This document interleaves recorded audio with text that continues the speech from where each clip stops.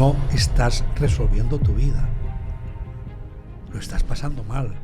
Estás viviendo mal tu vida. Tienes dificultades para seguir hacia adelante. Pero lo más fácil es decir, no. El problema no soy yo, el problema está. La gente mayor me ha conmovido mucho cuando te das cuenta que te habla con el corazón abierto. Que te abre el corazón y casi se le mojan un poco los ojos y te dice, lo he hecho todo para los demás, no he hecho nada para mí. Estamos constantemente como consiguiendo el éxito magnífico, el definitivo, el de la medalla, el del diploma del fin de grado de 4 años, y nos estamos escapando esos pequeños momentos de preparándote el examen en la cafetería, esa pequeña conversación con la persona del pasillo. Claro, esto también lo he escuchado muchas veces. Yo más o menos ya he establecido que sobre los 40 me quiero retirar. Por lo tanto, de ahora hasta los 40 voy a trabajar como un cabrón. Voy a entregar mi vida a trabajar. ¿Qué ocurre? Muchos de los que decían esto han llegado a los 50 y siguen igual, pero amargados. Antes, investigando un poco sobre ti, tenías un apartado que ponía las 5 claves del despertar. ¿Cuáles son los aspectos fundamentales que una persona, cualquier persona que quiera adentrarse en el autoconocimiento, es importante que realice? ¿Cuál es lo primero? Por cierto, Juan, voy a mirar cuánta gente... Fíjate, tío.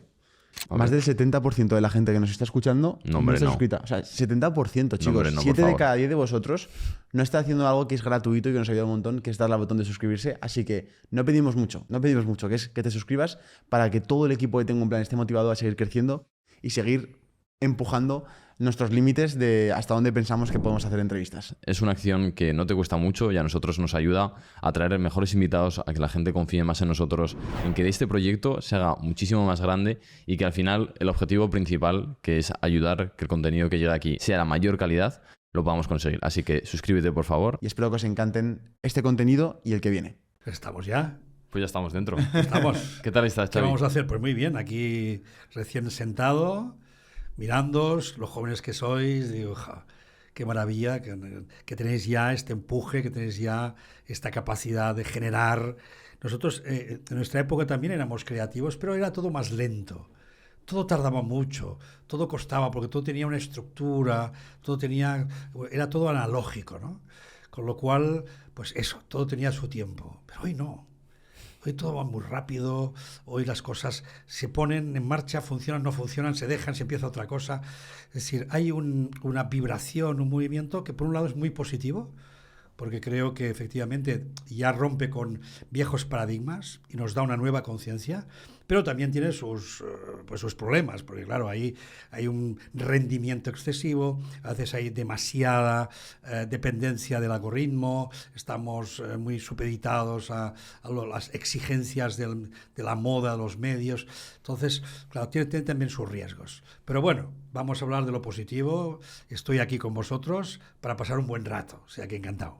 Hablando contigo y haciendo esta reflexión que estabas haciendo, me venía el pensamiento de el beneficio y el arte y lo bonito de las pequeñas cosas del día a día que se han perdido. O sea, estamos constantemente como consiguiendo el éxito magnífico, el definitivo, el de la medalla, el del diploma del fin de grado de 4 años, y nos estamos escapando o se nos está yendo de las manos esos pequeños momentos de preparándote el examen en la cafetería, esa pequeña conversación con la persona del pasillo, la conversación que has tenido con la de la panadería. Claro. ¿Cómo ves esto? Mira, cuando...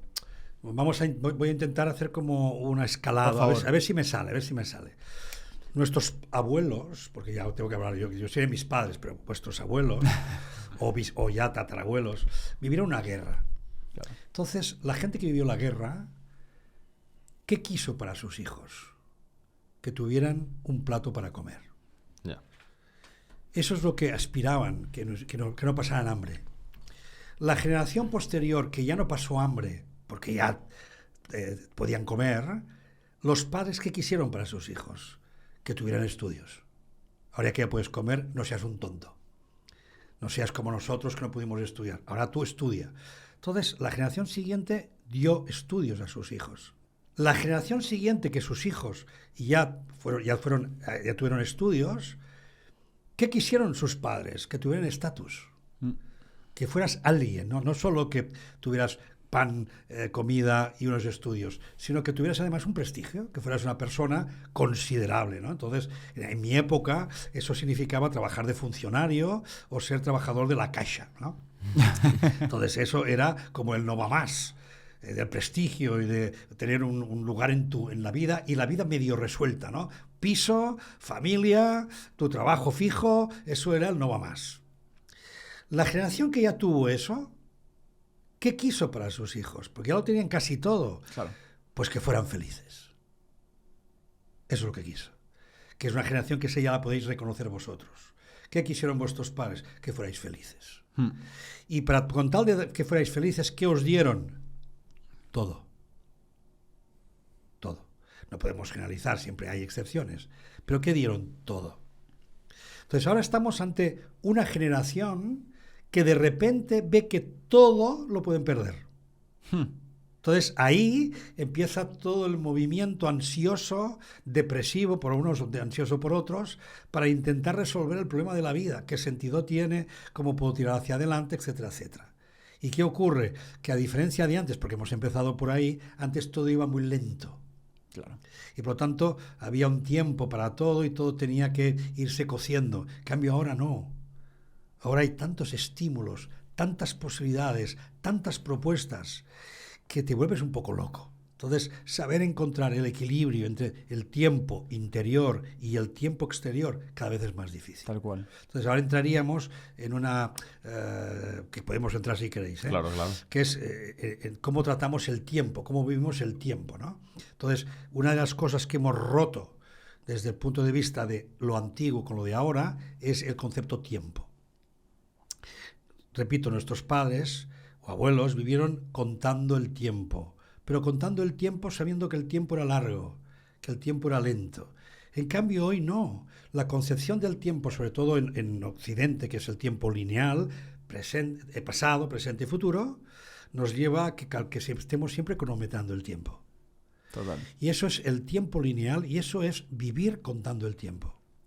Y yo como psicólogo he llegado a la conclusión, después de tratar a muchísimas personas, que aparte de lo que estudié en la facultad y me enseñaron de cuáles eran los problemas del ser humano, con otra compañera, con Nuria Molina, que éramos colegas en la consulta, estuvimos un poco trazando un plan para encontrar qué otras razones son las que llevan a que una persona sufra. Y nos dimos cuenta que una de las grandes razones era porque contaban el tiempo. Entonces, vivir contando el tiempo hoy genera angustia. Genera angustia la sensación que con 30 años escuchas a personas, como yo he escuchado, diciéndote que ya tienen la vida arruinada, que tienen 30 años y no han hecho nada. Y dices, pero si estás empezando a vivir y ya te sientes como un amargado, una amargada, que ya no va a tener ninguna oportunidad en su vida. ¿Pero qué estás diciendo? Gente que todo lo contrario, está apurando el tiempo tanto como puede, tanto que luego acaban con ataques de ansiedad, con infartos, con muchos problemas de salud, porque están reventando el tiempo. Otras personas calculan el tiempo. Oye, esto también lo he escuchado muchas veces, no sé vosotros, ya me diréis. Y yo más o menos ya he establecido que sobre los 40 me quiero retirar. Por lo tanto, de ahora hasta los 40 voy a trabajar como un cabrón. O sea, voy a entregar mi vida a trabajar, a hacer dinero, para que sobre los 40, máximo 50, yo ya me retiro. Yo ya estoy aposentado. ¿Qué ocurre? Muchos de los que decían esto han llegado a los 50 y siguen igual. Claro. Pero amargados, con muchos problemas y con mucha angustia. ¿Y qué les está causando la angustia? Que están contando el tiempo. Como aquel que cuenta el tiempo cuando dice, mi madre está a las puertas de la muerte, padre o madre, tengo un tema por resolver que no lo conseguimos resolver y se va consumiendo y no podemos hacer aquella conversación pendiente. Y cada vez que pienso que le queda poco y la veo enfermar y veo que no vamos a hacer esa conversación, me angustio. ¿Pero por qué te angustias? Porque el tiempo está pasando y no lo vamos a resolver. ¿Veis? Están contando el tiempo. Entonces tenemos un problema serio con la forma en que vivimos el tiempo. ¿Por qué? Porque lo hemos convertido en esto, en lo que ponemos en la muñeca, en un cronómetro, en una contabilidad del tiempo. Entonces aquí tenemos a la filosofía que con Heidegger ya nos trae pues un mensaje muy interesante que dice, oiga, usted es tiempo. No usted es un tiempo contable. Su naturaleza es tiempo. Y dices, anda, es verdad. Somos tiempo de existencia. Y ahora te uno tu pregunta. En ese tiempo de existencia, si yo decido dedicarle un momentito a la señora panadera para decirle, oye, qué bueno que estaba el pan que me hiciste el otro día, pero a mí me gusta más el no sé qué, y nos entretenemos un ratito hablando, o en la cafetería, me dedico un ratito a escribir aquellas cosas que me gustan, es decir, me dedico un tiempo. Aquello a lo que yo le dedique tiempo, no es que pierda o invierta el tiempo, es que estoy viviendo en mi tiempo, porque soy tiempo de existencia. Y esa existencia la estoy dedicando a lo que yo decida. Ahora estamos dedicando nuestro tiempo de existencia a hacer un podcast. No es una cuestión de si vamos a estar un tiempo, si vamos a estar una hora, si lo vais a publicar no sé cuándo, si no cuenta el tiempo. Claro. Cuenta que en el tiempo de vida que Juan, que Sergio y que Xavi o Xavier estamos dedicando a esto. Y como estamos dedicando este tiempo a esto, no lo contamos, lo vivimos. Entonces, qué diferente es contar el tiempo que vivirlo. Por lo tanto, atendiendo a tu primera petición, casi que es, dedicamos tiempo a las cosas pequeñas, a las cosas, no porque contamos el tiempo. Claro. Entonces la gente va diciendo, no tengo tiempo. Esto es lo que más escuchamos hoy. Y cuando alguien dice no tengo tiempo, está diciendo no tengo alma. Pues significa yo no estoy. No tengo tiempo. Pero si yo soy tiempo. Claro, es lo único que tenemos. Es lo único que soy. Por lo tanto, ¿cómo que no tengo tiempo? Claro que tengo tiempo. Lo que pasa es que lo dedico a esto, a aquello, a lo otro, lo invierto en esto, en aquello, y ahí ya decide cada uno dónde invierte en su tiempo. Hoy, en muchas empresas, la gente compra, no horas o compra dinero o a cambio de emulentos como antiguamente, zanahorias. La gente hoy pide tiempo. Claro. A cambio de que yo ahora dedique, ¿qué me das a cambio? ¿Qué te pido? Tiempo. Tiempo para hacer mis cosas, tiempo para hacer mi vida. ¿Por qué? Porque eso es lo que vamos tomando conciencia que es lo único que tenemos. Tiempo. Y en ese tiempo de existencia vamos a decidir lo que cada uno decida. Me ha parecido curioso también cómo has comenzado a explicar en lo que estamos metidos ahora. Parece que cuantas más cosas, más facilidades, más problemas mentales tiene la sociedad. Y esto me genera dudas, sobre todo, a veces lo pienso para cuando sea padre, que no sé cuándo va a ser padre, tengo 23 años, pero digo, parece que dar menos hace que tu hijo o tu hija salga más recto, salga con unos valores más estipulados, pero cuanto más les das, más, entre comillas, ablandado sales. ¿Qué opinas de todo esto? Esto es muy complicado. Primero, pues no soy padre, entonces dar lecciones en este sentido yo no me atrevo. No me he dedicado tampoco a la psicología infantil, no soy... soy un psicólogo, terapeuta de gente mayor y de parejas. Lo que sí puedo decirte, por lo que me cuentan las personas que vienen a la consulta con sus problemáticas respecto a sus hijos, entonces por ahí yo me hago una cierta visión, es, seguimos arrastrando un viejo patrón de hace muchos años, que es creer que los hijos son como una pizarra en blanco que tiene que ser moldeada. Y por lo tanto son como una plastilina, incluso física, porque cuando son tan pequeños parecen de plastilina, que lo tengo que moldear según mis principios, según mis valores, claro, según lo que creo que tienen que ser, según lo que me parece que es ser una buena persona, etcétera, etcétera, etcétera, etcétera. Y hombre, eso hay que tenerlo en cuenta, evidentemente. ¿Por qué? Porque tú eres tú, les vas a educar con lo que tú traes. Claro. Pero otra cosa es, pero recuerda que ellos no son una pizarra en blanco. Recuerda que ellos ya traen información. Recuerda que ya vienen con unas semillas que están en ellos mismos, que van a tender a desarrollarse de una forma u otra. Y esas semillas a lo mejor no son exactamente como a ti te gustaría, pero algún sentido tiene para esa criatura. Por lo tanto, gran parte del trabajo de los padres no solo es educar, sino es facilitar que encuentren su sentido, que encuentren el desarrollo de sus potenciales, de lo que de algún modo traen. Platón, ya os daréis cuenta que yo hablo casi más de filosofía que de psicología. Creo que nunca se tendría que haber dividido, pero bueno, es igual. Total. Platón decía, educar del mismo modo que recordar es sacar de dentro.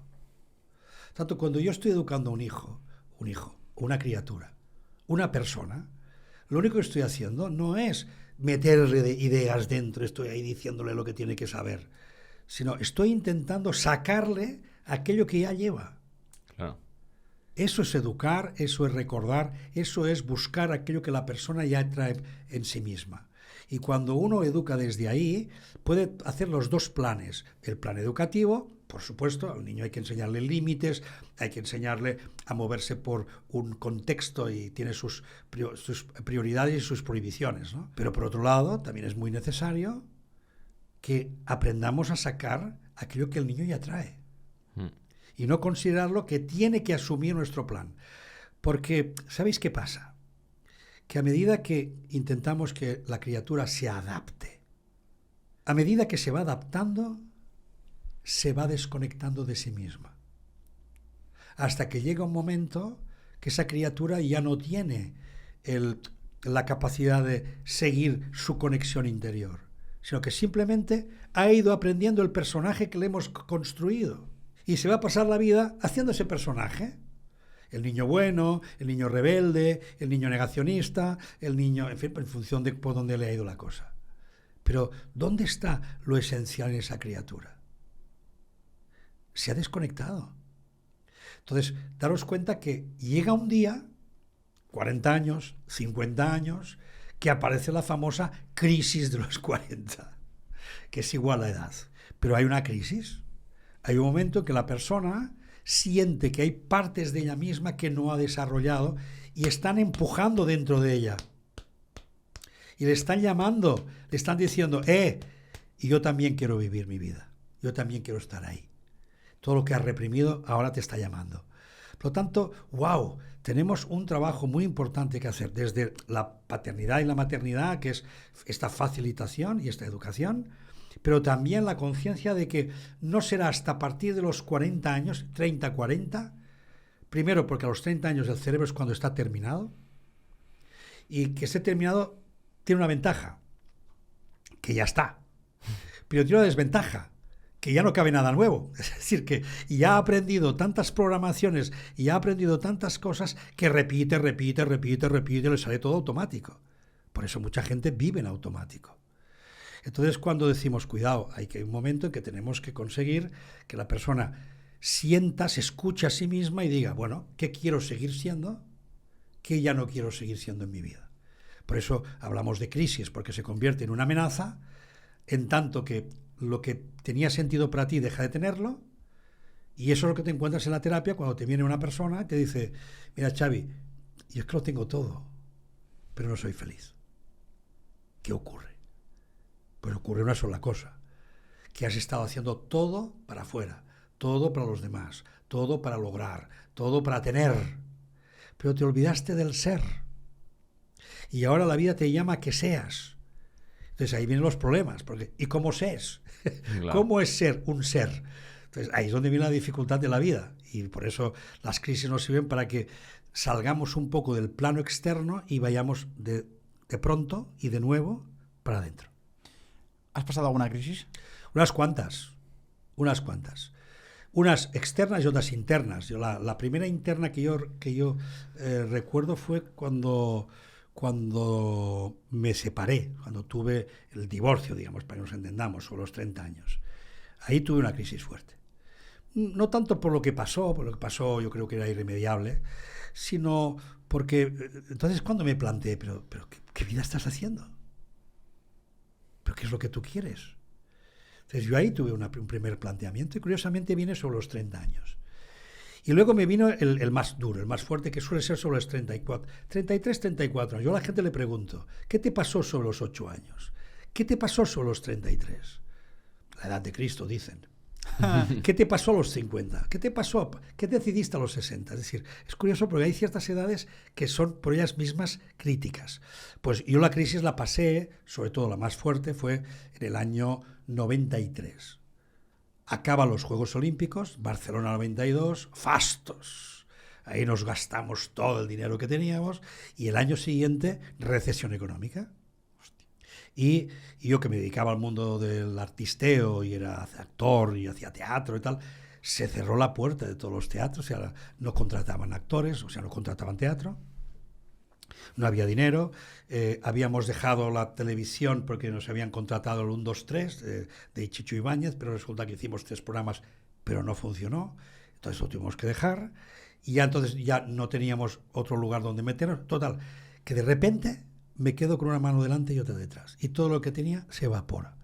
Y toda la sensación que tenías de que tu vida ya está resuelta, no lo pienses nunca, aunque tengas todo el dinero del mundo. Mi vida ya está resuelta, porque nunca sabes qué te va a suceder. Y de repente lo pierdes todo. Esa crisis a mí me sirvió como la oportunidad para hacer un ejercicio no de futuro, ¿qué quiero hacer con mi vida?, sino fue un ejercicio de recuperar, recordar, volver al origen. Oye, tú cuando eras joven, ¿hacia qué te inclinabas? Bueno, el tema del teatro, todo eso muy bien, pero había algo más. Hombre, pues sí, la política, por ejemplo, me interesaba mucho, porque, hombre, y a los 15 años se murió Franco. Entonces viví unos primeros años que todo el mundo era político, porque es que todo el mundo estaba comprometido con el cambio social, etcétera, etcétera. Pero aún fui un poquito más para atrás. Pero tú con 18 años, incluso menos, ya te habías comprado toda una enciclopedia del psicoanálisis, que no entendiste ni papa. ¿Pero por qué te compraste una enciclopedia del psicoanálisis? Y además recordé que mis compañeros, amigos, amistades, siempre me decían que tenía cierta, digamos, un cierto don para empatizar, conectar con la gente, entender sus movimientos psicológicos. Entonces dije, pues es verdad, la psicología a mí me ha gustado siempre. Pero eso significaba tener que estudiar de nuevo, cuando uno ya ha hecho su carrera, que la ha perdido. Pero bueno, hubiera podido continuar a base pues, de ir a castings, hacer anuncios de publicidad, hacer algo de doblaje, alguna cosa había hecho. Pero no, me incliné por la psicología, entonces tuve que volver a estudiar. Bueno, pero eso me sirvió para que mientras estaba estudiando, a la vez empecé a trabajar en temas de comunicación, porque era lo mío, y trabajando temas de comunicación coincidí con una persona que resulta que le interesaba mucho lo que yo contaba sobre la comunicación y me dijo, ¿podríamos escribir esto en un libro? Digo, pues claro, pues escríbelo. Y escribí un libro que se titula, Ni me explico ni me entiendes. Que, por cierto, el mes de marzo se vuelve a publicar, porque es un libro que se ha vendido toda la vida. Ahora llevaba un tiempo parado y, por suerte, la editorial ARPA lo va a volver a poner en el mercado. Ni me explico ni me entiendes. Y ahí descubrí que era feliz escribiendo, que lo hacía, que tenía don y que además tenía mucha facilidad para contar cosas un poco complejas de una forma más bien simple. Y ahí empezó mi andadura como escritor. Entonces ahí se juntó todo. Apareció el escritor, apareció el chico que de repente empieza a conocer el mundo de la psicología, las terapias, y aparece el maestro, porque cuando el discípulo está preparado siempre aparece el maestro. Entonces ahí aparece Oriol Pujol Borotao, un venerable anciano, cuando yo lo conocí, que era un jesuita que se había ido a predicar con Vicente Ferrer a la India. Vicente Ferrer todo el mundo le suena, pues él se fue con él. Solo que mi maestro, en lugar de dedicarse a obra social, se dedicó al autoconocimiento. Entonces él venía una vez al año y durante unos meses hacía cursos de autoconocimiento. Pues yo estuve 15 años a su lado. Entonces aprendí con él, o sea, me aparece el maestro, me aparece el escritor, me empiezo a dedicar, conozco la programación neurolingüística que en ese momento aterrizaba en España. Es decir, de repente entro en mi mundo. Pero la reflexión aquí está en menos mal que apareció esa crisis. Exacto. O sea, que en cierta parte tiene una gloria dentro de sí misma, sí, ¿verdad? Y, para la gente que esté viviendo eso. Y que la resolví no creando ideas de futuro ni idealizaciones, sino recordando quién soy yo, recordando qué es lo que tú manejas bien en la vida, recordando qué es aquello que de jovencito hacías con mucha facilidad, que te gustaba mucho. Entonces, y yo cuando trabajo con personas que pierden un poco el sentido de su vida, lo primero que hago siempre es recuperar el pasado. Claro. pero no el pasado de vivencia, sino ¿qué te gustaba hacer? ¿Qué hacías de niño? Claro. Y ahí todo el mundo se descubre, de algún modo, pues a mí me gustaba mucho meterme entre las hierbas, me gustaba mucho conocer las hojas de la naturaleza, pues ahí había un instinto biológico, biología, por ahí se mueven cosas. Pero a mí me gustaba mucho relacionarme con la gente, organizar cosas, pues ahí hay un organizador en ti. O a mí me gustaba, como era mi caso, pues el teatro, pues oye, pues el teatro, pues empieza a hacer teatro, la música, pintar. No significa que te tengas que dedicar a esto, pero recupera eso como parte de volverte a encontrar como en casa, que sientas que vuelves a ti, que vuelves a tus orígenes, no que vuelves al pasado, sino a tus orígenes. Y ese origen es el que te empieza a dar la fuerza para que entonces tú vayas encauzando tu vida según lo que la sociedad o el mercado te pueda ofrecer y según lo que tú también aspires a nivel de necesidades, porque a lo mejor tienes pues que pagar, en fin, ya sabemos todos, hipotecas, familias, hijos, entonces uno a veces no puede dedicarse a lo que le gustaría, sino que tiene que encontrar un equilibrio entre el trabajo alimenticio y el trabajo vocacional, ¿no? Claro. Y si uno realmente le pone el empeño, lo acaba encontrando.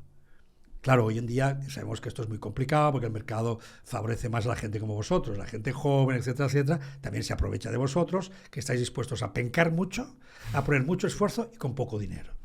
Con lo cual, pues bueno, ahí cada cosa tiene su momento y ahí cada uno tiene que resolver lo que su generación le ha traído.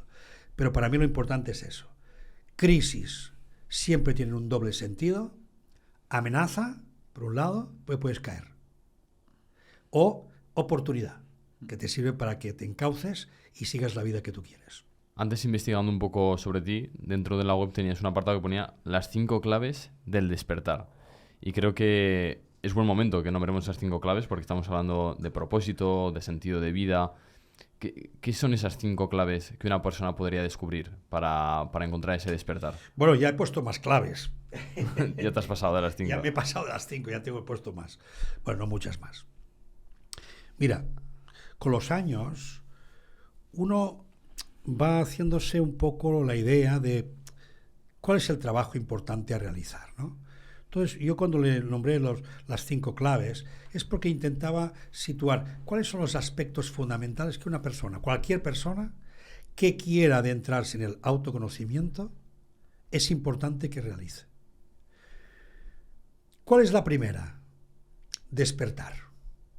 Hombre, eso ya lo sabemos. ¿Pero qué significa despertar? Iluminarte, ver dioses, ver luces. No. Despertar es salir de tu mecanicidad. Abrir los ojos para darte cuenta que lo que estás viviendo es puro automatismo. Son programaciones que tú has adquirido desde pequeñito y que las sigues representando continuamente y siempre se repite la misma historia, siempre te pasan las mismas cosas y siempre te estás contando lo mismo. Por lo tanto, ¿cuál es lo primero? Despertar de tu mecanicidad. Sal de lo mecánico y entra por fin en tu presencia, en darte cuenta que eres tiempo y que yo decido y que mi vida en cada momento se está construyendo y que no tengo que vivir en automático. Decía Gurdjieff, un gran maestro de los años 20 del siglo pasado, un armenio, conocido como el creador del cuarto camino. Gurdjieff decía: la gente se cree que el director general de su vida es su mente, su conciencia. Dice, no es cierto. Dice, ese no es el director general. Ese es el mayordomo de su inconsciente. Por lo tanto, este es el que manda. El que manda es el que atesora todo lo que hemos ido metiendo ahí y que si no estamos atentos, si no lo vamos cambiando, integrando bien, se va a convertir en una repetición. Y ahí donde Gurdjieff decía, la gente se cree que hace y no hace nada. Son como robots. ¿Por qué? Porque viven en la mecanicidad. Por lo tanto, el primer despertar siempre es ese. El segundo despertar, te digo, son los más importantes, si no, no quiero robaros mucho tiempo. El segundo despertar, eso que dices que es la realidad, no existe. Eso que te crees que es, no es. ¿Por qué? Porque es una ilusión que crea tu mente. La ciencia hoy esto lo corrobora. Pero déjame aclarar, porque ya sé que mucha gente dice, ya están los fumaos, ya están los hierbas, los evaporados diciendo tonterías. La realidad existe como hechos. Claro que sí. Aquí hay una mesa, aunque la ciencia cuántica diría, bueno, es una ilusión, porque en realidad una mesa no existe, sino hay una serie de partículas suspendidas que crean la ilusión de... Pero es igual, no vamos a entrar en eso. En lo burdo, en lo básico y en lo más evidente, las cosas existen. Por lo tanto, si salgo a la calle, pues los coches me pueden atropellar. Hay una calle, hay un semáforo, hay personas que pasan. Sí, las cosas en la vida están. Pero lo que llamamos realidad, ¿cuál es? De todo lo que está ocurriendo en este momento, ¿cuál es la realidad? ¿Quién la define? ¿Quién dice esto es la realidad? Nadie. Nadie. No lo puede decir nadie excepto los políticos. Por eso sí que tienen como el don de que cada uno, su realidad es la única realidad que puede existir. Entonces, cuando alguien dice, es que la realidad es esta, dices, bueno, esta es tu realidad. Esta es tu manera de configurar lo que estás viendo. Y lo que estás viendo lo estás interpretando a tu manera. Y como dijo muy bien Alfred Korzybski, que fue uno de los paters de la lingüística y que nos dejó el legado, un axioma, que es el mapa no es el territorio, justamente eso. El mapa, que es mi mente, no es el territorio, no es la realidad. Para el ser humano, todo lo que vivimos, lo vivimos desde nuestro cerebro que está metido aquí dentro. Por lo tanto, nuestro cerebro no está en contacto con las cosas, no se puede meter dentro de una mesa. Tampoco me puedo meter dentro de Sergio ni dentro de Juan. No puedo. Puedo captar energías, puedo captar gestos, impresiones, pero no puedo estar metido en vuestra experiencia. Yo no sé lo que es ser un micro. No sé lo que es ser una calle. Por lo tanto, nos relacionamos con las cosas a partir de nuestros sentidos. Es el sistema nervioso. Es lo que llamamos, lo que captan mis sentidos. Lo que veo, que escucho, lo que huelo, lo que degusto, lo que toco. Y eso me hace creer que la realidad existe. Pero ahora viene la ciencia, bueno, algunos científicos, otros dirán lo contrario, y dicen, no, pero eso no funciona así. Esto es el viejo paradigma. El viejo paradigma era, usted toca las cosas de la realidad y se hace una idea y la representa. Y ahora nos viene la ciencia y dice, no, lo que usted ve en la realidad es lo que usted primero ha puesto en circulación en su mente. ¿Qué significa? Estoy haciendo predicciones todo el día. Cuando mi mente se fija o mueve algo, está haciendo predicciones. Por lo tanto, no escoge de forma neutra lo que ocurre, sino que ya está dirigiendo la atención según lo que yo tengo metido aquí dentro. Por lo tanto, si dentro de mí, vamos a poner un caso muy sencillo, tengo puesta negatividad, soy una persona oscura, una persona pesimista, ¿qué voy a ver cuando salgo a la calle? Pues la mierda que me ha dejado el perro en la puerta, el coche que casi se pasa el semáforo, dos que se están chillando. ¿Y qué te voy a decir? Mira cómo está el mundo. Esto es la metáfora, una mierda. ¿Por qué? Porque ¿qué ha escogido de todo lo que está sucediendo? Lo peor. En cambio, el otro que está a su lado dice, pero no diga eso, hombre, ¿qué no ve que hace un sol radiante tan bonito, un cielo tan azul, tan precioso? Y esos dos están dando un beso. Es decir, cada uno ve según lo que tiene metido dentro. Total. Y entonces hace predicciones sobre lo que tiene metido dentro. Y eso es lo que le hace ver la realidad tal como ella la vive. Por lo tanto, la realidad no existe. Entonces, tenemos que hacernos con eso. La cual cosa nos lleva a una segunda cosa, que es la realidad, tercer despertar. Tercera clave, la realidad me la genero yo.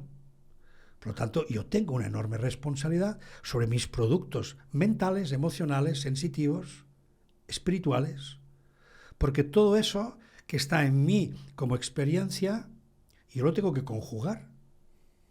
Le tengo que dar un sentido. ¿Para qué existe un yo? Para contar la película. Si no hay yo, no hay película. Pero como hay un yo que cuenta la película, entonces la película le da sentido. Entonces ese yo que cuenta la película, tengo que conocerlo. Tengo que conocerlo. Tengo que ver cómo funciona. Y tengo que tomar responsabilidad sobre sus actos. Eso nos lleva a otro despertar, que es el despertar de lo que llamamos la proyección o la famosa conocida como ley del espejo. Darme cuenta que los demás y la vida me están reflejando continuamente a mí. Todo lo que ocurre ante mí, todo lo que sucede, me refleja. ¿Por qué? Porque ya hemos dicho que yo no puedo vivir en la realidad. Por lo tanto, como no puedo vivir en ella, todo lo que me encuentro en la realidad me está haciendo de espejo para que yo me vea a mí mismo. Y vea mis productos, y vea cómo me lo tomo, y vea mis prejuicios, y vea mis miedos. Pero parte de las cosas que están ocultas en mí es aquello que he reprimido. Y lo que he reprimido, decía Freud, será inmediatamente proyectado. ¿Qué significa eso? Todo aquello que yo he vivido como temor, que me ha angustiado, todo aquello que me ha generado ansiedad, todo aquello que en algún momento determinado en mi vida lo he ocultado debajo de la alfombra. Luego ya no me acuerdo, pero eso está ahí. ¿Pero qué ocurre? Como yo no lo veo, parece que yo no lo tenga. Pero en cambio lo veo en los demás, lo veo fuera de mí, lo veo en las otras personas. Entonces voy tomando cartas en el asunto. Hay gente que no la soporto, gente que le tengo tirria, gente que admiro, yo quiero ser como esta persona cuando sea mayor, es que le tengo, soy un fan. Entonces, quisiéramos ser como esa persona. Entonces, cuando tenemos esos dos estadios, la persona que me irrita o la persona que me enamora tanto, las dos me están reflejando aspectos de mí. Pero claro, tengo que descubrirlo. Pongo un ejemplo que sea fácil. Una chica me dice, no soporto a mi padre. ¿Por qué? Es que no tiene vergüenza. Vamos donde vamos, se mete con todo el mundo. Vamos a un restaurante y ya le está pidiendo al camarero, se va a la barra, coge cosas. Pero dice, ¿qué morro que tiene? No lo puedo soportar. Claro, yo ya veo la jugada. Adivina. Y le digo, ¿y tú te permites ser un poco más despejada? ¿Tú te permites tener un poco de morro? Un poco. No hace falta que seas como tu padre. Pero ¿te permites pedir cosas para ti?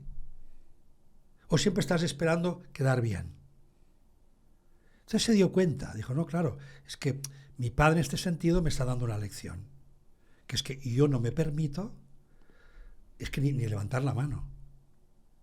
Porque creo que no está bien, porque creo que hay que esperar, porque creo mil cosas. Pero en el fondo me da rabia. Pero ¿qué pasa? Cuando veo a mi padre que hace todo lo contrario, en extremo, no lo soporto.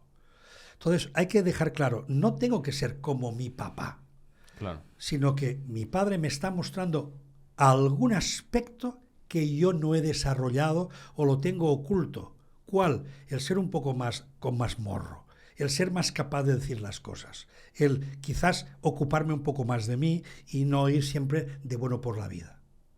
Por lo tanto, todo lo que está en el mundo nos está reflejando para que aprendamos, para que nos demos cuenta y podamos manejar nuestra realidad personal.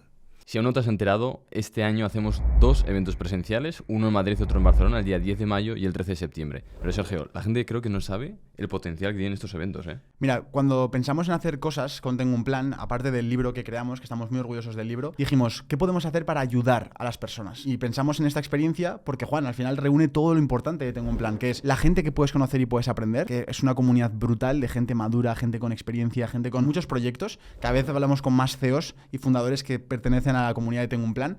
Y después, lo que vamos a aprender. Porque no solo es una charla entre Juan y yo de lo que hemos aprendido de la gente que hemos traído, sino que además, Juan, haremos un podcast en directo, ¿no? Eso es, y encima del podcast en directo, muchos de vosotros podéis preguntarle. Hemos traído a gente como José Elías, Ventura Psicólogo, Pedro Burbamo, es decir, expertos en emprendimiento, en salud, que vosotros mismos podéis preguntarle y conocerles. Y sobre todo, lo que decimos siempre, lo importante sois vosotros. Puedes conocer ahí en ese evento a la pareja de tu vida, al socio de tu vida. Todos venimos con ganas de crecer, con ganas de mejorar, y con solo un consejo o con alguien que conozcas, ya te puede cambiar la vida un tipo de evento así. ¿Cuál fue tu evento favorito, Juan, de los que hemos hecho? El que más nervios me causó y demás, y como más épico, yo creo que fue el de José Elías. También porque fue espectacular. También el sitio es que impresionaba, ¿eh? Pues tío, te digo una cosa, ese fue en Madrid y fue a 1000 personas. si todo sale como está pareciendo que va a salir, Sí. va a ser el doble de personas en la misma ciudad, en la capital de España. Así que si te pareció una locura los vídeos que estás viendo por pantalla, esto va a ser aún mejor. Así que apúntate, compra ya porque nada subimos el precio de las entradas y además se están agotando. Así que aprovecha ya, link de la descripción y compra tu entrada, regálala, ves con amigos, solo, como quieras. Sigamos con el episodio. Xavier, ni me explico ni me entiendes. ¿Esto cómo lo definirías a la gente que nos está escuchando ahora mismo de una forma práctica para que puedan mejorar sus relaciones? Creo que principalmente la gente sufre de discusiones, de malentendidos. Bueno, para dejarlo claro, no son discusiones, sino que son malentendidos. Claro. Que se crecen a discusiones cuando el nacimiento de ese malentendido era amoroso. No era una mala intención. ¿Por qué? Voy a decir una cosa que sé que va a sonar mal, pero es igual, porque en el libro, ni me explico ni me entiendes, lo cuento bien claramente. Y yo parto de la idea que hablando la gente no se entiende. ¿Por qué? Porque el hablar necesita de que cada uno comprenda el mapa del otro. Lo que tú me dices forma parte de tu manera de comprender el mundo y no es la mía. Cuando yo te intento contar con mis palabras las cosas, tú las estás interpretando de otra manera. Por lo tanto, de entrada no nos vamos a entender. Esto es lo normal. Hay que asumirlo. Esto no es un problema. Esto simplemente es la realidad. Bien, entonces, esa realidad que estamos construyendo tú y yo, porque ya hemos dicho que la realidad no existe, pero estamos construyéndola, nos tiene que exigir que para podernos entender hagamos un esfuerzo de estar presentes y de querer conocer el significado de las cosas para el otro. Pero hoy en día tenemos tanta prisa que damos todo por hecho. Recuerda, ya hemos puesto las etiquetas, ya hemos puesto lo que tiene que ser. Ya pensamos que conocemos a alguien. Y ya estamos haciendo nuestras predicciones. No, ahora como siempre, me va a decir, ahora como siempre. Entonces, caemos en la trampa continuamente de lo mismo. Entonces, para podernos comunicar adecuadamente, tenemos que utilizar ciertas estrategias. ¿Por qué? Porque si no, hablando simplemente no es suficiente. Estas estrategias, algunas hoy en día son muy conocidas, la comunicación no violenta, por ejemplo, son estrategias que sirven para que nos demos cuenta que lo que yo veo y lo que tú ves es diferente.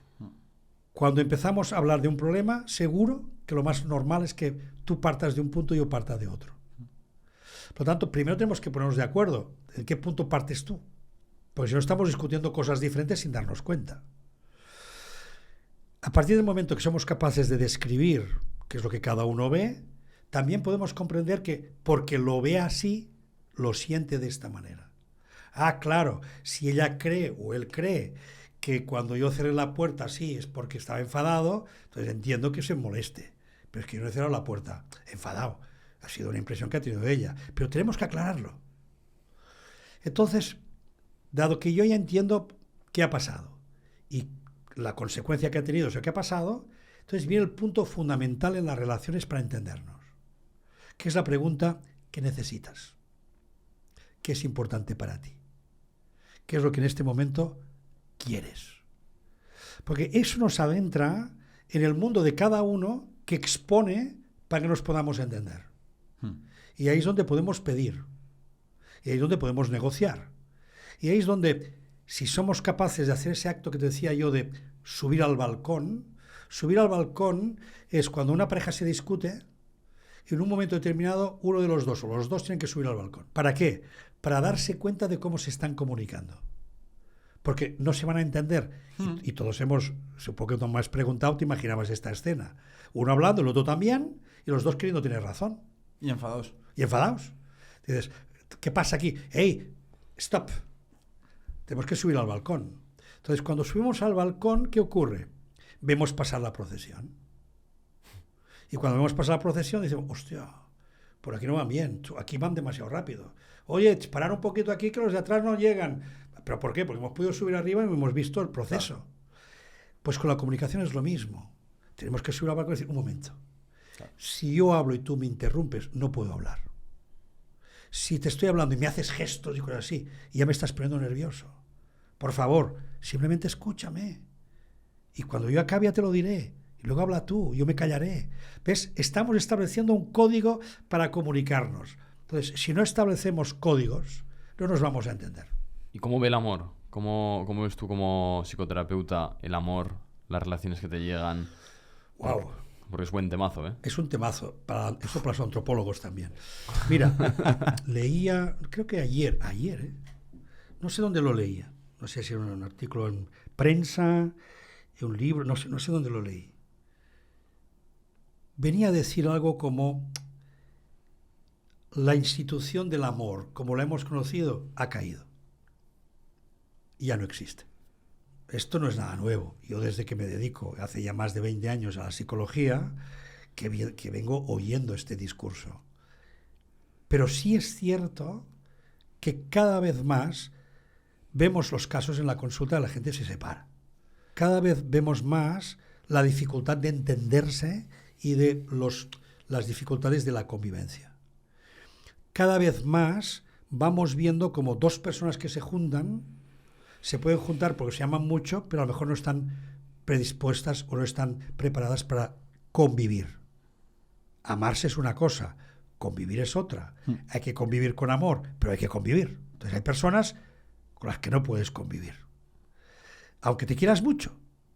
¿Por qué? Porque no nos entendemos. Tenemos filtros diferentes, maneras de entender la vida, maneras de vivirla tan diferentes que esto es un caos. Entonces, oye, ¿nos podemos seguir amando? Pero no hace falta que convivamos. Entonces, entre esta parte, que es darnos cuenta de que no tenemos que vivir como vivieron nuestros abuelos, aguantando. Es cierto que ellos tienen razón en algo. Hoy se aguanta poco. Esto también es verdad. Se aguanta muy poco. Enseguida la mínima ya, cambio de pareja, venga, ya está. Tampoco es eso. Pero entre el aguantar porque toca y el darnos una oportunidad para trabajar nuestra relación, ahí es donde tenemos un trabajo muy serio que hacer. Pero, en realidad, ¿qué está ocurriendo? Si todas las instituciones caen, el matrimonio también. Si todo cae, esto también. Pero cuando decimos cae, no estamos diciendo se acabó. Estamos diciendo se está transformando en otra cosa. Está yendo hacia otro camino. Pero cuando hay un cambio de conciencia, ocurre una cosa que decía ya, creo que Ortega y Gasset, sobre la incertidumbre y los cambios en las creencias del mundo. Cuando hay un cambio de paradigma, y todavía no es un cambio evidente para todo el mundo, aún no ha nacido lo nuevo y tampoco ha acabado de morir lo viejo. Entonces, en ese espacio intermedio entre lo que está medio muriéndose y lo que está medio empezando, ahí estamos en un tiempo de incertidumbre, en un tiempo muy complejo y un poco caótico, porque tenemos que reorganizarnos. Por lo tanto, yo creo que estamos en ese momento. Lo estamos discutiendo todo. Estamos como dándonos cuenta de que la forma en que hemos construido lo que hemos entendido por sociedad no nos está funcionando. Estamos rompiendo costuras de la edad, costuras de los géneros. Hoy en día ya, mujer, hombre. Por lo tanto, estamos rompiendo tantas costuras que se hace a veces complejo decir hacia dónde vamos, qué va a pasar. Pues mire, va a pasar lo que decidamos que pase. Es decir, lo estamos construyendo hoy. Y sí que hay algo que se va introduciendo, que es la idea de ser consciente. Hoy se le llama quizás una palabra demasiado usada, pero la pareja consciente, el amor consciente, que eso significa o supone, sobre todo, que primero nos trabajemos nosotros como personas.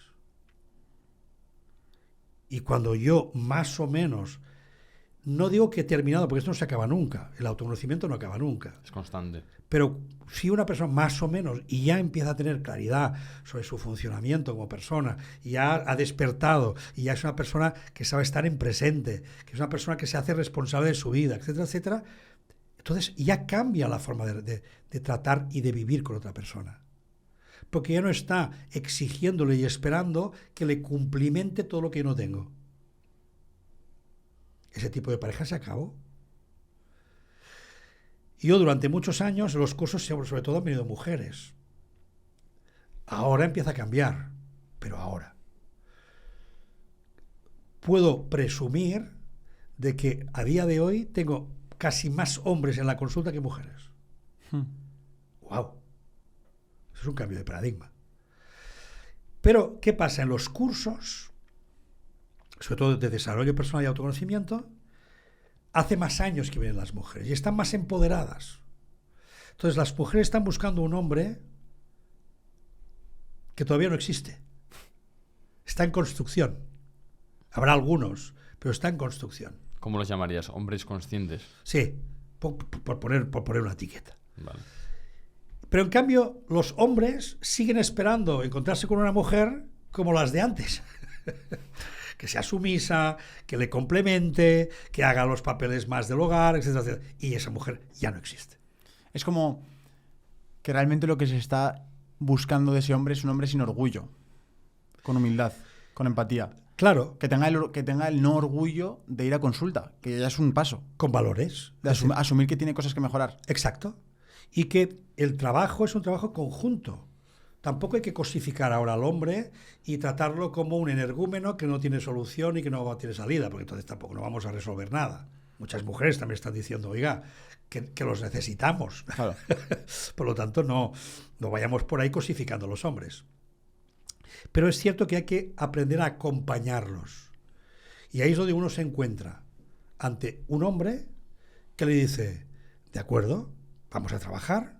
O un hombre le dice, a mí no me vengas con tonterías de esa, que yo ya curro lo suficiente, Entonces ya la mujer dice, no vamos a hacer nada. Por lo tanto, ese ser consciente en todos los ámbitos de la vida, yo creo que es el paradigma hacia el que vamos hoy. Lo que está claro es que tanto hombre como mujer, sobre todo yo creo que los hombres pecan más de esto, deberían estar abiertos a aprender, al menos a dar su brazo a torcer de puedo cambiar, o debería escuchar otras versiones de la realidad, o debería escuchar, o ser incluso gente más mayor, que a mí me ha pasado muchas veces, que por simplemente la edad que tienen, asumen que ya no tienen nada más que aprender, cuando realmente creo que cualquier persona de cualquier edad, de cualquier género, puede aprender de cualquier persona en cualquier momento. Sí, eso es cierto hasta cierto punto, pero es cierto, totalmente cierto, porque nos dice la ciencia que tenemos plasticidad neuronal. Claro. Y que podemos estar aprendiendo toda la vida. Pero también nos dice una cosa. Cuanto más mayor los programas están más enraizados y esa plasticidad, aunque la tienes dispuesta para el cambio, lograr cambiar te va a costar muchísimo más que no una criatura que se ponga de pequeñita. Por lo tanto, a más mayor, más dificultad para cambiar. No porque no puedas, sino porque no quieres. Claro. Porque dices, ya está. Ya tengo suficiente. Nuestro amigo Francesc Miralles, cuando se va a ese pueblo del Japón, que son todos centenarios, y habla con ellos, y les pregunta, oiga, ¿cuál es el secreto de su longevidad? Y entre los diferentes secretos, que es el famoso Ikigai, uno de los secretos es porque podemos repetir lo que nos gusta. ¡Wow! Entonces, cuidado, porque también la idea de estar cambiando y hacer siempre continuamente cosas nuevas tampoco es garantía de estabilidad, tampoco es garantía de que tú estés bien. Entonces, esto es como todo en la vida, son ciclos. Hay ciclos en los que tienes que meterte en el caos para aprender y crecer. Pero luego hay un tiempo para vivir en lo aprendido. ¿Hasta cuándo? Hasta que ya el orden te asfixie y tengas que volver al caos. Entonces, eso es el continuo del ser humano. Pasar del orden al caos, del caos al orden, en ciclos sucesivos a medida que vamos viviendo la vida. ¿Y la autoestima? ¿Cómo podemos crear una autoestima sólida, una buena autoestima, poder confiar en nosotros mismos? ¿Qué opinas de todo esto? Mira, yo la palabra autoestima, ya veis que soy un poco atípico en muchas cosas, pero la autoestima para mí a veces se convierte en el cajón desastre del psicólogo. Todo acaba siendo un problema de autoestima. Claro. Todo es un problema de alta o baja o poca autoestima. Entonces, hay que ir con cuidado. La autoestima, al final, no deja de ser el asumir la condición de que tú eres valuoso por tu propia existencia.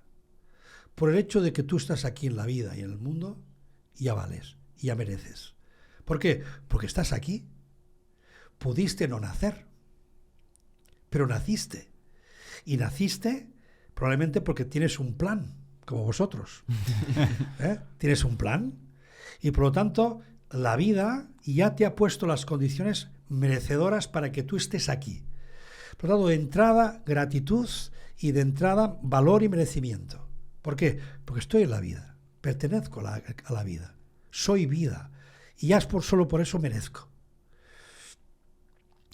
Hay una película, El soldado Ryan, buscado, encontrado. Salvad al soldado Ryan. Que al final de la película, cuando ya han encontrado al famoso soldado Ryan y está a punto de... algún spoiler, pero bueno, el capitán está a punto de fallecer porque ya es el último que queda del pelotón para salvarlo a él, que es Tom Hanks, el papel que hace Tom Hanks, le dice, oiga, aquí hemos muerto unos cuantos para salvar su vida. Ahora usted hágase merecedor de vivirla. Por lo tanto, es como decir, la vida te la han dado. Hazte merecedor. Que valga la pena la vida que has venido a vivir. Encuentra tu propósito. Busca la manera de fortalecerte y de que encuentres tu plan, como vosotros en la vida. Para mí eso es la autoestima. El sentirte merecedor y sentirte que vales por ti mismo. Luego hay otros autos, el autoconcepto, qué concepto tengo de mí, la autoimagen, me gusto más, me gusto menos, no me gusto, la autoeficacia, si me considero una persona válida, una persona que tira para adelante en la vida, que tiene dones, que sabe hacer cosas. Mi amigo Bolinches también pone la competencia sexual por medio. Bueno, entonces tenemos diferentes maneras de observarnos a nosotros mismos y ver por dónde tenemos quizás un poco mal puesto en nuestra mente la relación que tenemos con nosotros mismos. Pero al final, todo lo que se refiere a la autoestima no deja de ser cómo me relaciono conmigo y como consecuencia cómo me relaciono con los demás. Trabajar eso. Pero ves, vamos a ir a parar a lo que vamos a parar todo el rato. Desarrollo personal, autoconocimiento, que son diferentes.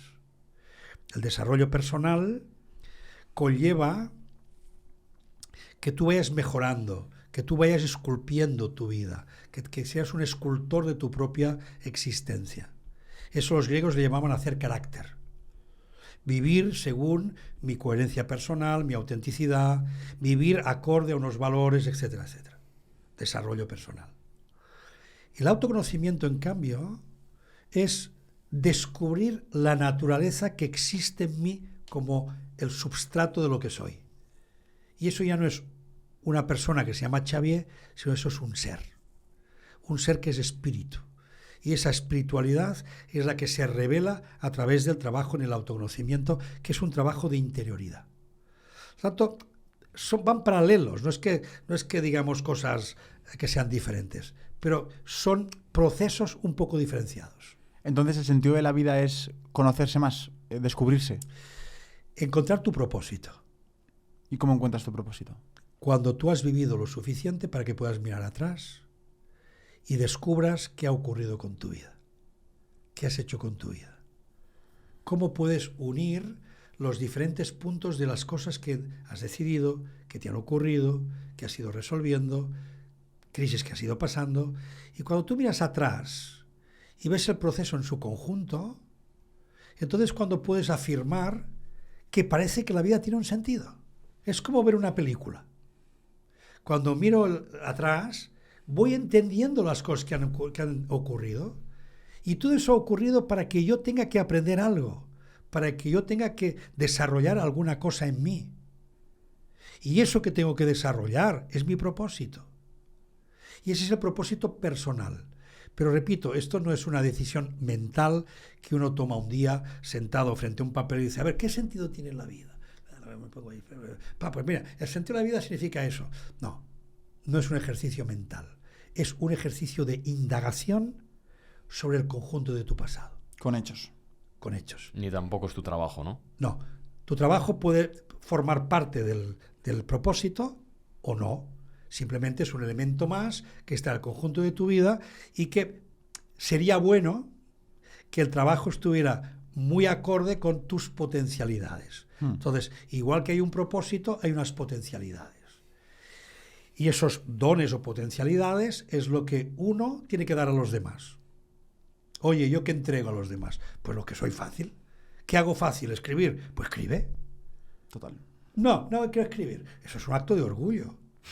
Ahí se me va toda la humildad del mundo. ¿Por qué? Porque lo que tengo que hacer es escribir. Si es que tengo el don, si es que tengo la capacidad de ordenar las cosas y poderlas contar.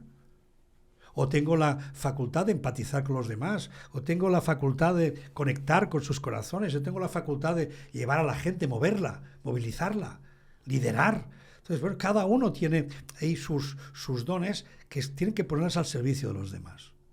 Por lo tanto, por un lado, el propósito personal, por el otro, potenciar tus potencialidades. Y luego hay un propósito común, llamémosle el propósito de toda la humanidad, que es crecer en conciencia. Somos una humanidad que empezó siendo una ameba y que ha ido creciendo.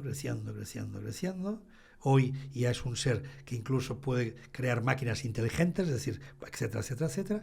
Por lo tanto, sigue creciendo y creciendo en conciencia. De modo que esa conciencia llegue un momento que alcance a la conciencia divina. Es como decir, ya hemos tocado el infinito. Pero eso es un largo viaje. Por lo tanto, el viaje que toda la humanidad hace conjuntamente y colectivamente siempre es el de elevar la conciencia. ¿Qué propósito común tenemos? Colaborar, contribuir a aumentar la conciencia del mundo. Vosotros lo hacéis a través de un podcast y gracias a vuestro podcast mucha gente queda influida, se inspira, se despiertan cosas, encuentra caminos. ¡Wow! De repente ha conectado... ha conectado algo del pasado con el presente, ha podido hacer una conexión y ha dicho, claro, ahora lo entiendo. Por lo tanto, cada uno está contribuyendo a su manera. Y además, a lo largo de la vida esto puede ir cambiando, las formas. Porque yo empecé con el teatro, luego pasó a la radio, luego pasó a la consulta, luego ha sido a través de conferencias, luego ha sido libros. Es decir, que las formas van cambiando, pero lo que no puede cambiar es tu esencia. Entonces, lo que esencialmente has traído a la vida, eso hay que llevarlo, desarrollarlo y regalarlo a la vida. ¿Cómo podemos explicarle esto un poco mejor a la gente? ¿Cómo podemos hacer que respete su esencia sin que le ate al pasado, sin que piensen que no tienen que cambiar? ¿Cómo se diferencia la esencia a la manera de ser? La esencia es permanente, no cambia. Por ejemplo, ¿cuál piensas que es su esencia? No pienso en una esencia como una categoría de algo. La esencia es. Tanto es cuando yo medito, cuando camino por la naturaleza, cuando conecto de forma más esencial conmigo, simplemente tengo una experiencia de ser. Le puedo poner algunos adjetivos por intentar definir plenitud, unidad, amor, bienestar, paz. Cuando siento alguna de estas cosas, siento como que estoy en casa. Siento como que estoy en mi esencia. Pero ves, no es una descripción de nada. Vale. Es un estado de ser. Y ese estado de ser, todos lo podemos vivir, porque forma parte de la naturaleza de todos. Lo que pasa es que nos enredamos con el ego. Entonces aquí aparece la mente, aparece la parte psicológica, y la parte psicológica nos enreda muchísimo, pues entonces ya nos adentramos en nuestro campo de nuestros instintos, motivaciones, ya nos liamos con el personaje, la mecanicidad, entonces confundimos instintos y deseos con esencias. No. Todo lo que en una persona puede ser modificable no es esencial. ¿Qué es una cosa esencial? Algo que siempre es y no cambia. Entonces, una pregunta que no se puede hacer es esta. ¿Qué es lo que hay en mí que siempre es y no cambia? Y te das cuenta que casi todo lo que tú crees cambia y nunca es igual. Por lo tanto, la experiencia de la interioridad es lo que te va llevando progresivamente a que te encuentres con la esencia de lo que tú eres. Cuando antes comentábamos acerca de que la forma de educar no es diciéndole a una persona lo que tiene que hacer o cómo tiene que mejorar, me venía la idea de lo de la mirada apreciativa, que muchas veces dice Alex Rovira, y claro, y te paras a pensar y dices, a lo mejor la mejor forma de ser un buen amigo es actuando tú como quieres que sea ese rol, claro, ese rol modelo, claro, para inspirar a Claro. tu entorno y de esa forma no decir, sino demostrar, ¿no? Algo así. Sí, sería cómo te puedo facilitar sacar lo tuyo de dentro. Que no será con palabras, sino con acciones que te inspiren. Exacto. Vale. A lo mejor lo voy a hacer solo con preguntas. Porque a Vale. lo mejor solo tengo a mano ahora hacerte 4 preguntas. Pero a lo mejor son preguntas que te llevan para adentro. Y son preguntas que te hacen despertar. La pregunta es muy poderosa. Y la pregunta lo que hace es llevarte a que puedas abrirte por dentro.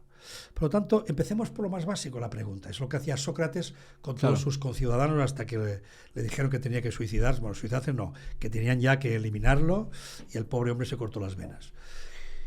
Pero es lo que hacía Sócrates. Preguntarle a la gente, ¿usted por qué cree lo que cree? ¿Usted cómo sabe lo que sabe? Porque yo solo sé que no sé nada. Solo sé que nada sé. Entonces, ¿usted qué dice saber? ¿Cómo lo sabe? Entonces los metía en un callejón sin salida, porque la persona se daba cuenta de que llegaba un momento que no sabía cómo contarle lo que sabe. Entonces, ahí viene el juego. Entonces, un buen facilitador, un buen guía, es alguien que no te dice lo que tienes que hacer, sino que saca de ti la reflexión, la intuición, el camino, la intuición que tú puedas tener, la tuya, que puedas tener respecto a lo que tienes que hacer a continuación. Ese es el buen facilitador. Por eso, una mirada apreciativa lo que consigue es crearte un marco en el cual te puedas ver con otros ojos. Claro. Y por lo tanto tengo una oportunidad de, viéndome de otra manera, que se abre en mí para que yo pueda desarrollarlo. Xavi, después de tantos años de consulta, ¿tienes alguna historia que te marcara, que nos pudieras compartir porque igual inspira a la audiencia o algo que recuerdes? Mira, esto es complicado. Complicado porque, claro, hay muchos casos, por ejemplo, la gente mayor me ha conmovido mucho cuando te das cuenta que te habla con el corazón abierto. Entonces, una persona mayor que te abre el corazón y casi se le mojan un poco los ojos y te dice, no he hecho nada en la vida. O lo he hecho todo para los demás, no he hecho nada para mí. Joder. O fíjate, toda la vida con esta persona y ahora que podíamos vivir también, me ha dejado. No es el hecho, porque el caso puede pasar a mucha gente de muchas maneras, sino desde dónde te lo dice, ¿no? Pero te lo dice desde un corazón abierto, desde una vivencia interior, una presencia absoluta de que en ese momento esa persona es lo que es. Y eso a mí me conmueve mucho, me impacta mucho. Luego tuve la oportunidad de explorar algo que me llamó la atención. ¿Por qué la gente sufre por ser demasiado buena? Entonces de ahí escribí el libro, El problema de ser demasiado bueno. ¿Por qué? Porque, claro, me daba cuenta de que había un sufrimiento. Del mismo modo que el tiempo es una manera de sufrir, el ser demasiado bueno es otra manera de sufrir. Entonces yo empecé a escuchar a la gente y escuchándola empecé a construir un patrón. Y me di cuenta que existía. Si no existe un patrón, llamémosle de la mala bondad, llamémosle del buenista, llamémosle de la persona demasiado buena. Entonces describí en el libro algo que hasta ese momento no se había descrito porque no existe un libro que te hable sobre la personalidad del buenista. Habían aparecido libros que hablan de la autoestima, la complacencia, algunos de estos factores, pero que te describa el problema de ser demasiado bueno no había ocurrido. Entonces ahí tuve una gran ventura, tuve una gran suerte porque algo que era una experiencia nacida en la propia consulta se convirtió en un bestseller que hoy todavía no hace ni un año, todavía no hace un año. Oh. Y vamos por la 4ª edición. Se ha publicado en catalán y castellano, se va a publicar en Polonia y se va a publicar en Brasil. Es decir, que yo creo que va a ser un libro que va a tener larga vida. Precisamente por eso, porque describe una realidad que vive mucha gente y que hasta ahora la vivía como ocultamente o la vivía como una manera de ser pero que no tenía una traducción escrita. Y ahora la han encontrado. Entonces es muy bonito que vayas donde vayas, te encuentres con personas que te dicen, he leído su libro y es un retrato, usted me ha retratado. Me lo han dicho tantas veces, que claro, no es una casualidad. Entonces, poder describir la angustia de la persona que ha confundido su vida porque recibió el mensaje desde pequeñita, el sentido del deber de ser buena, o sea, léase, obediente, se ha pasado la vida siendo obediente. Y tarde o mal descubre que por ser tan buena no ha hecho que la quieran más, sino que la utilicen más. Y entonces eso les causa mucho dolor. Claro. Entonces cuando te das cuenta de eso, incluso nace un resentimiento interior, porque entonces te has dado cuenta que te han tomado el pelo. Por lo tanto, esa experiencia de darse cuenta y de empezar a elaborar, a desactivar los mecanismos de la mala bondad, eso ha sido probablemente lo más rico que yo he tenido en la consulta. Y que sigue, porque ahora estoy con otros patrones, es decir, es el último que he trabajado. Ahora estoy trabajando con los patrones del pasado. Es decir, hasta qué punto el pasado impide que las personas sean felices. ¿Y qué es lo que el pasado te puede impedir? Los remordimientos, la culpa, los resentimientos. ¿Los traumas? Los traumas. Es que todo es un paquete. Es un cacho paquete de aspectos que pertenecen al pasado que no han sido elaborados, que no se han resuelto bien. Y esos paquetes, todo ese conjunto de, yo le llamo las cárceles del pasado, ese conjunto de cárceles están impidiendo que la persona pueda vivir libre y sanamente. ¿Y cómo te deshaces de ese paquete? ¡Wow! Bebe agua porque... Ahí hay un trabajazo. Ahí hay trabajo. Otro temazo, ¿eh? Sí, sí. El pasado es otro temazo. También es un tema delicado, ¿no? Porque a veces el pasado te quita responsabilidad de lo que haces en el presente. Hombre, claro, ir de víctima es cojonudo. O sea, que yo justifique mi vida por lo que viví, es fantástico. Si eso no hubiera ocurrido... Si mi padre no hubiera sido. Entonces, claro, me justifico. ¿Cuánta gente no dice, es que aquello no tenía que haber ocurrido? Ya, pero ocurrió, pero no tendría que haber ocurrido. Y eso me ha fastidiado toda la vida. Bueno, te fastidió ese momento, eso seguro. Te dejó una imprenta, una huella en tu cerebro que tienes que trabajar, por supuesto, pero no te está condicionando toda tu vida. Eso ya depende de tu actitud ante lo que te ha sucedido.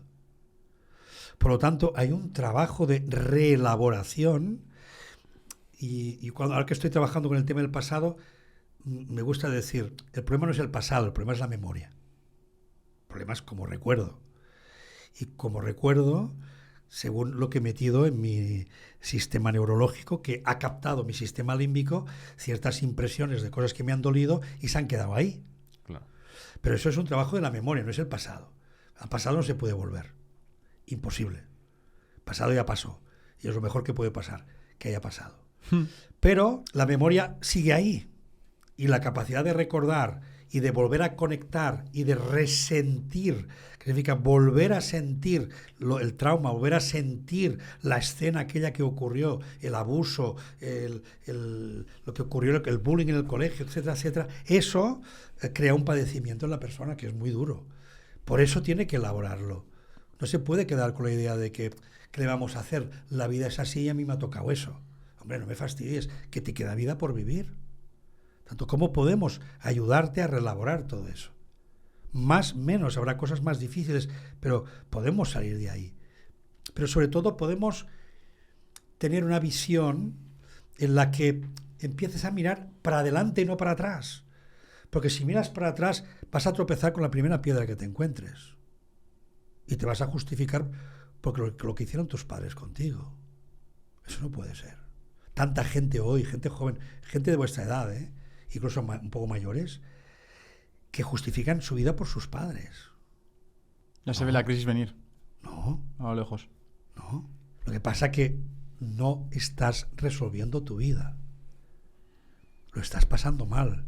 Estás viviendo mal tu vida. No la resuelves. Tienes problemas, no tiras adelante. Te falta motivación. Te faltan recursos. Tienes miedo. Entonces, tienes dificultades para seguir hacia adelante, pero esas dificultades las tienes que resolver en ti. Pero lo más fácil es decir, no, el problema no soy yo, el problema está. Entonces, la víctima, el victimismo, hombre, tiene muchos efectos secundarios que, bueno, son muy interesantes. Tengo derecho a culpar, la culpa es de los demás. Tengo derecho hacer la vida que me da la gana, porque como me pasó lo que me pasó, me puedo permitir ser un piajoso, porque estoy justificado. Tengo derecho a la compasión. El mundo se tiene que compadecer de mi sufrimiento. Y el peor de todo seguramente es: la vida me debe. Este es el peor de todos. La vida me debe. La vida me quitó, la vida me debe. Entonces voy viviendo toda la vida con resentimiento. Voy viviendo toda la vida pensando en lo que falta, lo que no me dan, lo que no tengo, envidiando a los demás, resintiéndome continuamente. Vaya vida. Y ya me diréis si una persona puede ser feliz así. No puede ser. ¿Cómo sale una persona de una mala etapa, de ese bache, de esa crisis? Tiene que elaborar, es decir, el autoconocimiento, ahí viene el desarrollo personal del autoconocimiento, es decir, vamos a elaborar, no volver al pasado, sino las imágenes que han quedado grabadas en ti, que es el recuerdo, por lo tanto es un ejercicio de la memoria. Vamos a trabajar con eso, vamos a trabajar con las improntas, vamos a empezar a entender que las emociones y las angustias que te aparecen forman parte de una programación, pero no son reales. Claro. Son una repetición. Pero ¿qué ocurre? Que como lo vivo en presente, me creo que son reales. ¿Cómo uno es real? Si lo estoy sintiendo aquí en mi cuerpo, si estoy aquí con la angustia aquí enganchada. Ya lo sé, ¿eh? Pero sigue siendo un problema del pasado. No, que lo estoy sintiendo ahora. Ya, pero es una respuesta repetida. Es un patrón que se repite y se repite el mismo pensamiento, las mismas emociones y la misma conducta. Tienes que empezar a darte cuenta que eso es un patrón, una programación. Y que como tal programación, puedes desprogramarla. O al menos la puedes ir desactivando. Y puedes reinterpretarla. Y puedes encontrarle otro sentido, pero no por inventarte un pasado feliz, sino para que entiendas qué te faltó en aquel momento, que en cambio hoy quizá ya lo tienes a disposición. ¿Qué echaste en falta en ese momento, que a lo mejor ahora ya lo tienes? O lo puedes trabajar. Por lo tanto, podemos hacer muchas cosas, pero las podemos hacer en presente. Y ahí viene la clave para entender lo del pasado. El pasado siempre se mira desde el presente. Por lo tanto, nunca vemos el pasado que vivimos. Incluso queremos recordar cosas que no sucedieron. Y en cambio estamos convencidos que sí. Porque es una elaboración de nuestro cerebro, incluso una película que nos hemos montado. Y yo cuando celebré mi 50 aniversario, entre las diferentes personas que vinieron a hacer la última, digo, ya no celebro más, pero los 50 sí, quiero un festorro, vamos a hacerla gorda. Entonces la hice tan gorda que una de las personas que vinieron fue mi primer amor de juventud. Hostia. ¡Wow! Llevamos como 30 años, que sí habíamos coincidido por el pueblo alguna vez y tal, pero teníamos como una actitud rara, ¿sabes? Aquello que dices, tía, no sé si saludarla o no saludarla. Éramos como tontos. Bueno, pues ese día vino. En 5 minutos resolvimos todo nuestro pasado. Joder.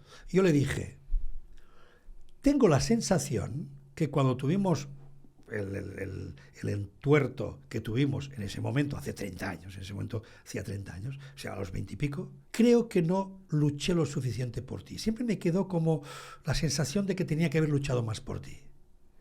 ¿Y sabes qué me contesta? Dice, ¿pero qué dices? Si eras un pesado, si no sabía cómo quitarte de encima. ¿Qué me dices? Estoy totalmente diferente. Tanto cada uno guarda aquel recuerdo o guarda aquella condición que ha quedado imprimida en su mente, en su recuerdo, y no la cambia. Porque cuando recuerda, siempre recuerda lo mismo. Y lo mismo tal vez ni sucedió. Porque a veces es un cortar y pegar de otras experiencias para que no hayan agujeros de memoria. Entonces, ¿podemos fiarnos de la memoria?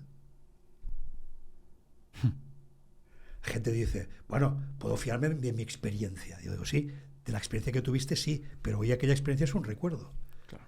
Entonces, eso también puedes cambiarlo. No lo puedo cambiar porque lo experimenté. Yo sé que las cosas son así. Bueno, eran así en aquel momento, pero hoy... Entonces, ahí es donde incluso la neurociencia también nos dice, el pasado siempre es analizado desde el presente y mirando hacia el futuro. Por lo tanto, la consideración y el trabajo de sanación, tanto sobre el pasado como el futuro, se hace siempre en presente. Por eso el poder de la hora, por eso es tan impactante y tan importante el saber que en cada hora está el presente, y está el pasado y está el futuro. Y ahí es donde tomamos decisiones. Y qué difícil es, ¿verdad? Estar en presente. ¿Tú tienes alguna técnica para poder estar aquí y ahora? La cabeza todo el La rato respiración, respira. Y estar atento a la respiración. Mira, hay un Gurdjieff, hacía un ejercicio que luego creo que Antonio Blay por ahí lo recuperó. Pero bueno, no me meto en cosas que no sé si son ciertas. Pero sí que sé que Gurdjieff utilizaba un ejercicio que era poner una doble atención. Decía, pon la atención en lo que tienes delante y pon la atención en ti. Y cuando decía en ti significaba en tu cuerpo o, por ejemplo, en tu espalda.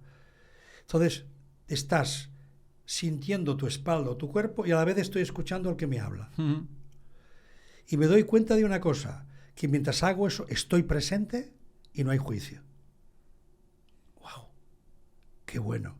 Eso lo describo en el libro de El problema de ser demasiado bueno, este ejercicio. Porque es muy interesante. ¿Cómo estoy presente? Cuando estoy sintiéndome a mí, que significa me estoy incluyendo dentro de la experiencia, me estoy incluyendo, sintiéndome a mí y atendiéndote a ti.